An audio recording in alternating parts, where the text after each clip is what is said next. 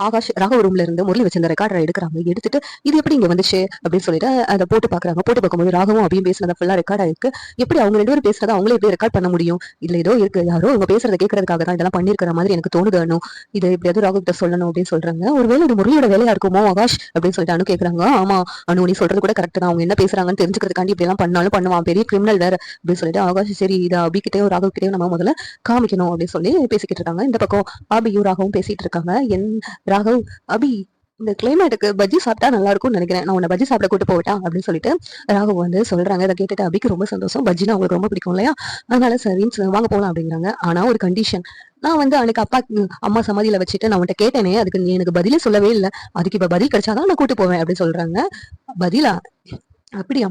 அதுக்கு நான் என்ன பதில் சொல்லணும்னு நீங்க என்ன எதிர்பார்க்கீங்க அப்படின்னு சொல்லிட்டு அபி கேக்குறாங்க.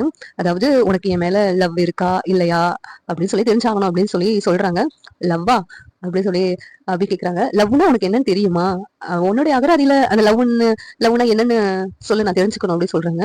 உன்னைவா அபி, LOVE அதுதான் என்னுடைய அகராதியில லவ்னு இதுக்கு அர்த்தம் அப்படின்னு சொல்றாங்க. அப்ப நான் இன்னைக்கு உனக்கு பஜ்ஜி கிடையாது, நீ வந்து சொல்லணும் அப்படின்னு சொல்றாங்க. நான் வந்து அந்த மும்பை பொண்ணு கூட பேசும்போதெல்லாம் உனக்கு பொசசிவ் ஆகுது, ஆனா என் மேல லவ் இல்லைன்னு சொல்றேன். இதனால நம்ப முடியல.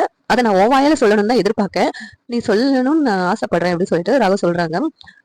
சரி போனா போகட்டும், உனக்கு நான் பஜ்ஜி வாங்கி கொடுத்துறேன். ஆனா என்னைக்காவது ஒரு நாள் நீ உன் வாயாலேயே சொல்லுவ கண்டிப்பா என்கிட்ட அபி அப்படின்னு சொல்லிட்டு ராகு அபிய பஜ்ஜி சாப்பிடறதுக்கு கூட்டு போறாங்க. பஜ்ஜி வாங்கி கொடுக்குறாங்க. இந்த சீரியல் எப்படி நல்லா இருக்கும் நீங்க நினைக்கிறீங்க? கமெண்ட் பண்ணுங்க. இந்த வீடியோ பிடிச்சிருந்தா லைக் பண்ணுங்க, ஷேர் பண்ணுங்க, சப்ஸ்கிரைப் பண்ணுங்க. தேங்க்யூ.